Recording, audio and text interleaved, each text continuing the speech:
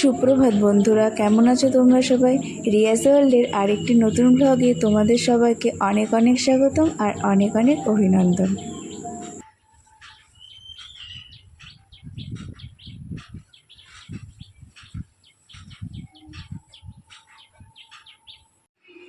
আর আজকের ভ্লগের টাইটেল দেখে তোমরা নিশ্চয়ই বুঝতে পেরে গেছো যে বিষয়টি কী হতে চলেছে।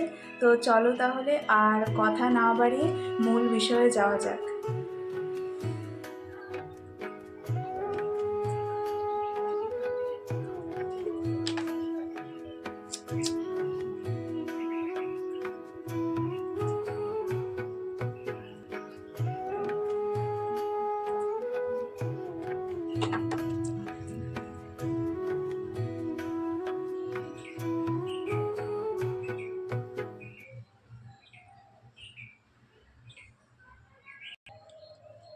শিব পূজার উপকরণ হিসাবে এখানে আমি নিয়ে নিয়েছি কাঁচা দুধ, টক দই, গঙ্গাজল, ঘি বা ঘৃত, আর এটা মধু, আর এবং এখানে চন্দন।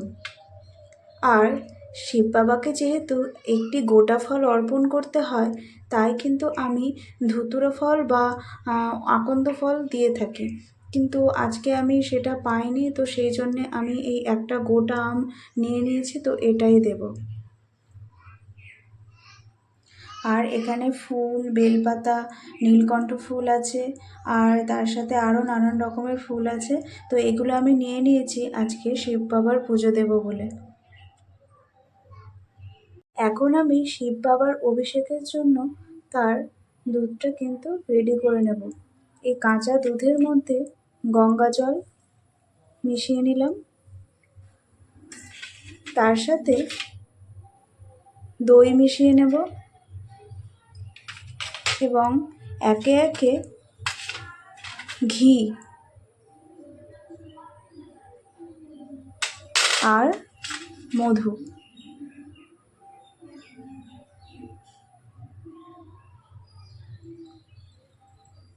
এগুলো সমস্ত কিছু কিন্তু আমি মিশিয়ে নিলাম।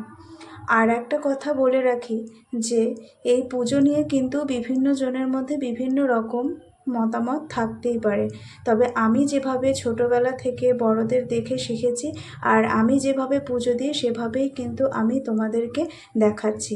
আসলে পুজো করাটা বা ভগবানকে ডাকা এটা সম্পূর্ণই নিজের মনের ওপর, আত্মার ওপর নির্ভর করে। যার মন যত পবিত্র সেই পুজো তত বেশি পবিত্র এবং শুদ্ধ। আসলে মন দিয়ে যদি আমরা ভগবানকে ডাকি, সে যেভাবেই ডাকে না কেন ভগবান কিন্তু তাতেই সাড়া দেন। আর আমার শিব বাবা তো ভারী শান্ত, সে তো একটা বেলপাতাতেই তুষ্ট হয়ে যায়। তাই পুজোটা কিন্তু সম্পূর্ণ যার যার মনের ভক্তি, শ্রদ্ধা আর পবিত্রতার ওপর নির্ভর করে।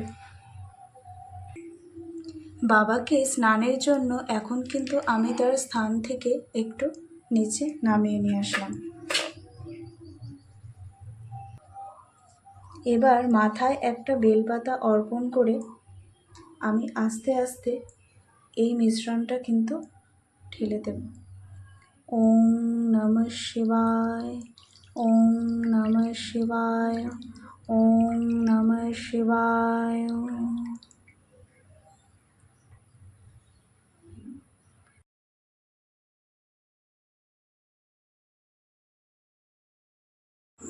এবার বাবাকে আমি মিশ্রণটি দিয়ে এইভাবে কিন্তু মাখিয়ে নিচ্ছি।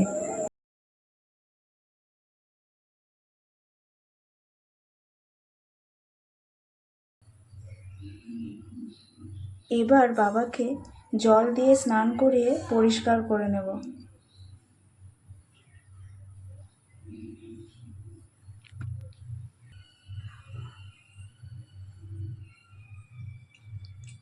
ওম নমঃ শিবায়, ওম নমঃ শিবায়, ওম নমঃ শিবায়।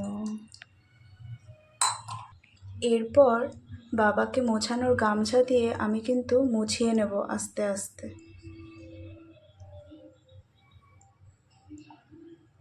যেহেতু আমাদের বাড়ি দুখানা শিবলিঙ্গ আছে, তো দুইজনকেই কিন্তু সেরকমভাবেই একই রকমভাবে অভিষেক করা হয়, পুজো করা হয়। যদিও শিব বাবা তো একজনই, তিনি কিন্তু দুজন নয়, তিনি একই, একমাত্র শিব।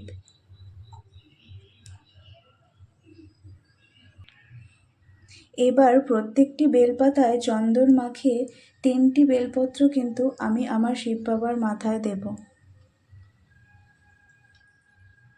চন্দন মাখিয়ে নিচ্ছি সমস্ত বেলপাতাগুলোতে। এবার একে একে সমস্ত বেলপাতাগুলো কিন্তু আমি বাবার মাথায় দিয়ে দেব।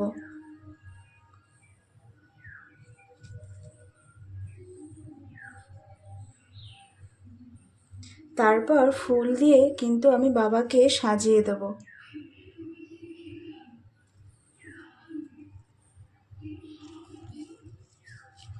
একটা জিনিস মাথায় রাখতে হবে, শিব বাবাকে কিন্তু কোনোভাবেই তুলসী পাতা অর্পণ করা যায় না।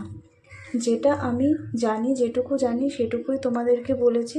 ভুল ত্রুটি যদি বলে থাকি বা হয়ে থাকে তাহলে অবশ্যই কিন্তু তোমরা নিজ গুণে আমাকে মার্জনা করে দিও। আমি যেভাবে পুজো দিতে শিখেছি বড়দের থেকে দেখে, তো সেভাবেই আমি তোমাদেরকে বলছি। আর সোমবারে আমি যেভাবে শিব পুজো দিই সবসময়, সেটাই কিন্তু আমি তোমাদের সাথে শেয়ার করছি। আর এইভাবে কিন্তু আমি শিব বাবাকে সাজিয়ে নেব।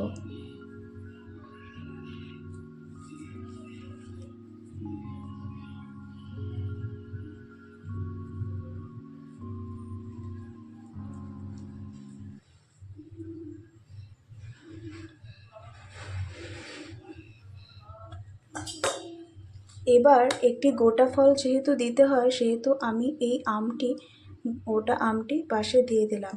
এক্ষেত্রে ধুতুরা ফল বা অন্য কোনো ফল দিলে বেশি ভালো হয়, তবে যেহেতু আমি সেই সব পাইনি তাই আমি এই আমটিকেই দিলাম। এবার এই গঙ্গা জল কিন্তু আমি মহাদেবের মাথায় অর্পণ করব। ইদং স্নানিয়দকং ওং পশুপতায় নমঃ। ইদং স্নানিয়দকং ওং পশুপতায় নমঃ। ইদং স্নানিয়দকং ওং পশুপতায় নমঃ। ওং নমঃ শিবায়, ওং নমঃ শিবায়, ওং নমঃ শিবায়।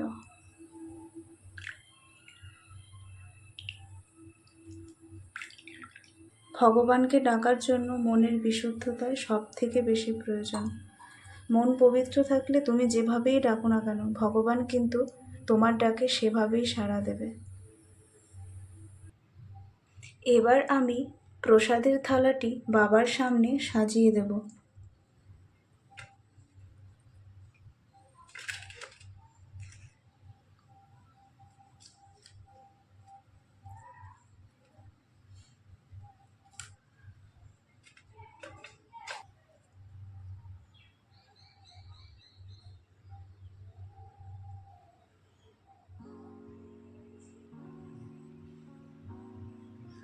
আর এবার অন্যান্য দেবতাদেরকেও পুজো দেওয়ার পরে আমি কিন্তু শিবের মন্ত্র পাঠ করব।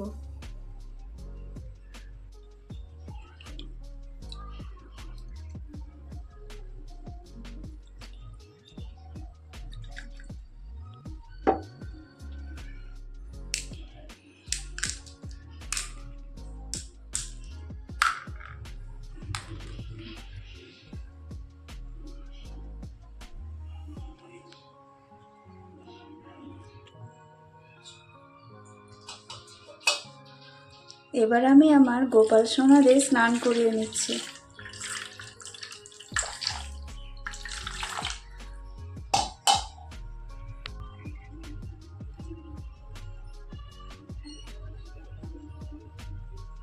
গোপাল সোনাদের স্নান করিয়ে এখন কিন্তু আমি রেডি করিয়ে নিচ্ছি।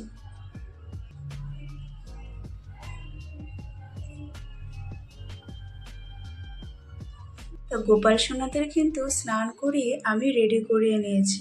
এবার অন্যান্য ঠাকুরদেরও স্নান করে রেডি করিয়ে দেব।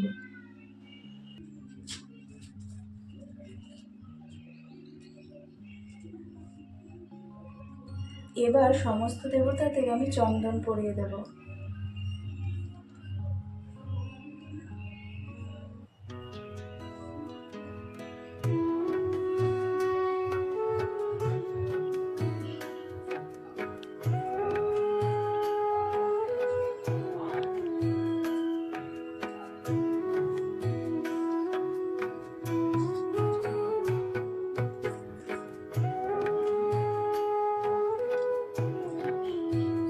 সমস্ত দেবদেবতাদের ফুল দিয়ে সাজানো আমার হয়ে গেছে।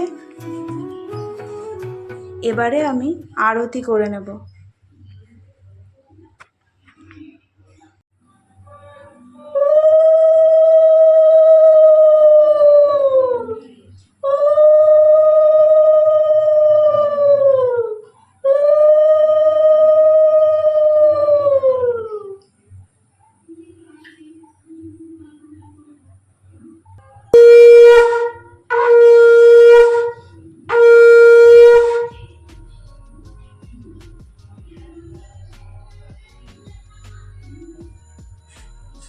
আর শঙ্খটি কিন্তু আমি এবার জল দিয়ে ধুয়ে রাখবো।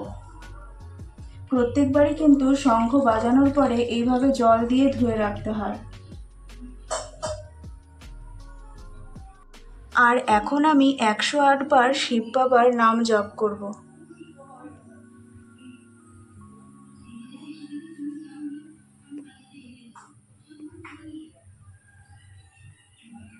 ওম নমঃ শিবায়, ওম নমঃ শিবায়, ওম নমঃ শিবায়, ওম নমঃ শিবায়, ওম নমঃ শিবায়, ওম নমঃ শিবায়, ওম নমঃ শিবায়, ওম নমঃ শিবায়, ওম নমঃ শিবায়, ওম নমঃ শিবায়, ওম নমঃ শিবায়, ওম নমঃ শিবায়, ওম নমঃ শিবায়, ওম নমঃ শিবায়,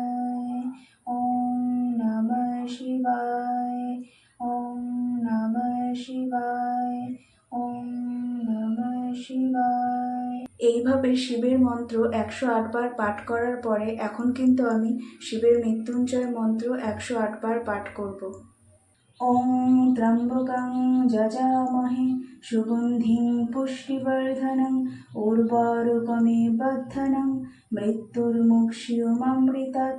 ওম ত্র্যম্বকং যজামহে সুগন্ধিং পুষ্টিবর্ধনং উর্বারুকমিব বর্ধনং মৃত্যুর্মুক্ষীয়মামৃতাৎ। ওম ত্র্যম্বকং যজামহে সুগন্ধিং পুষ্টিবর্ধনং উর্বারুকমিব বর্ধনং মৃত্যুর্মুক্ষীয়মামৃতাৎ। ওম ত্র্যম্বকং যজামহে সুগন্ধিং পুষ্টিবর্ধনং উর্বারুকমিব বর্ধনং মৃত্যুর্মুক্ষীয়মামৃতাৎ। ওম ত্র্যম্বকং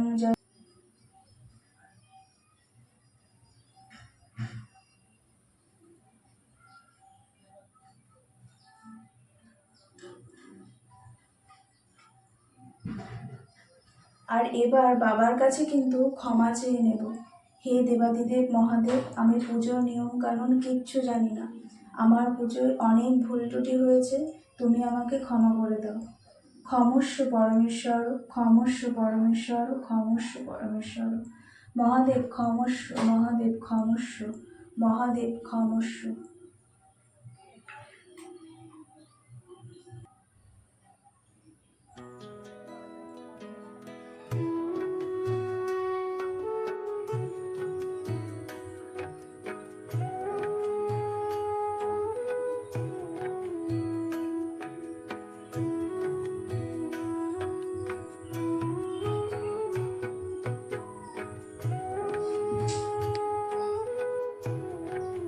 বাবা মহাদেবের পুজো কিন্তু আমি এইমাত্র সম্পন্ন করলাম। আর প্রত্যেক সোমবার কিন্তু এইভাবেই আমি শিব পুজোর ব্রত করে থাকি। আর এই দিনটা কিন্তু আমি অবশ্য করেই নিরামিষ খাই, কোনো রকম আমিষ ভক্ষণ করি না ভুলেও। তো আমি যেইভাবে পূজা পাঠ করি সেইভাবেই তোমাদের সাথে শেয়ার করলাম। ভুল ত্রুটি অবশ্যই মার্জনীয়, নিজ গুণে ক্ষমা করে দিও। আর আজকের ভ্লগের বিষয়টা যেহেতু এটাই ছিল, তাই আজকের ভ্লগটা কিন্তু এখানেই শেষ করছি। ভ্লগটি যদি ভালো লেগে থাকে অবশ্যই লাইক করে দিও, শেয়ার করে দিও, আর আমার চ্যানেলটাকে কিন্তু বেশি বেশি করে সাবস্ক্রাইব করে দিও। ও আর সবাই সুস্থ থেকো আর অনেক ভালো থেকো। সবাই বাবা মহাদেবের নাম করো। তো আজ এখানেই রাখছি।